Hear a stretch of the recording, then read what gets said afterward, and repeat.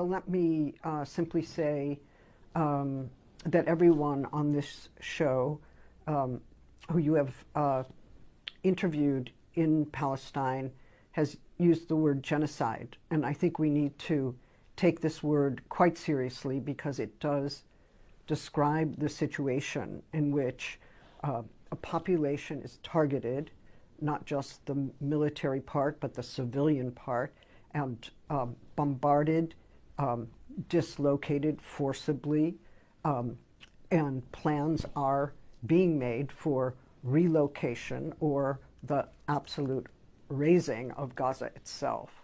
So, as you know, there are legal groups like the Center for Constitutional Rights that has published a 40-page study on why it is correct to call what is happening to Palestinians now genocide.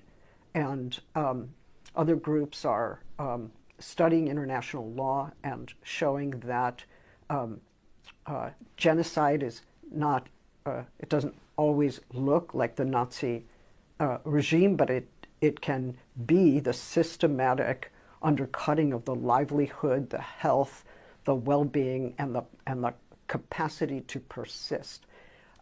This is exactly what is happening. Why it is that the U.S. media, for the most part, and the U.S. government has decided to be complicit with genocidal crimes is a major question. It is an alarming fact.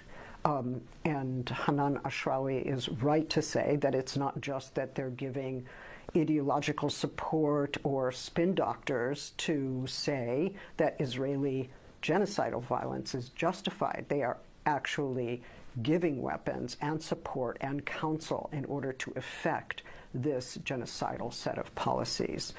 So as far as I'm concerned, the Palestinians have been labeled as ungrievable. That is to say, they're not a group of people whose lives are being considered as worthy of value, of persisting, of flourishing in this world.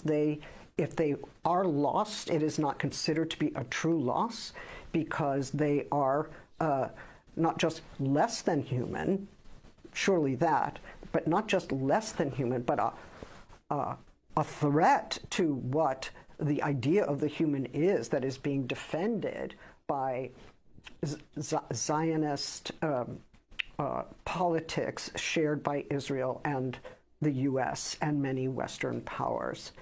So I think once we see these caricatures taking hold in public discourse, all Palestinians are Hamas, or Hamas is terrorist rather than, say, an armed resistance struggle, or Israeli violence is morally justified, and Palestinian violence is barbaric. Well, why wouldn't it be right to describe the bombardment of people in their homes and in their hospitals and in their schools, or as they are fleeing according to Israeli directives? Why isn't that barbaric? I mean, what we are seeing is not just the killing of Palestinian civilian lives as a casualty of war, a kind of byproduct. These civilians are targeted. So the targeting of civilians who belong to a particular group, ethnic, racially defined, that is a genocidal practice. That is what we are seeing. And we should all be standing up and objecting and calling for an end to genocide. It's true. I signed several petitions, one of which calls for an immediate ceasefire. That's the minimum. But the fact is that the violence that we're seeing belongs to a long-standing violence, 75-year-old violence that has been characterized by systematic dislocation, killing, imprisonment, detention, stolen land, damaged lives. We actually need a much fuller political solution to the situation. Until Palestine is free and people in Palestine are able to live as citizens or political actors in a world that they help to craft, they become self-governing, they belong to a democracy, we will continue to see violence. We will continue to see this structural violence producing this kind of resistance. So I hope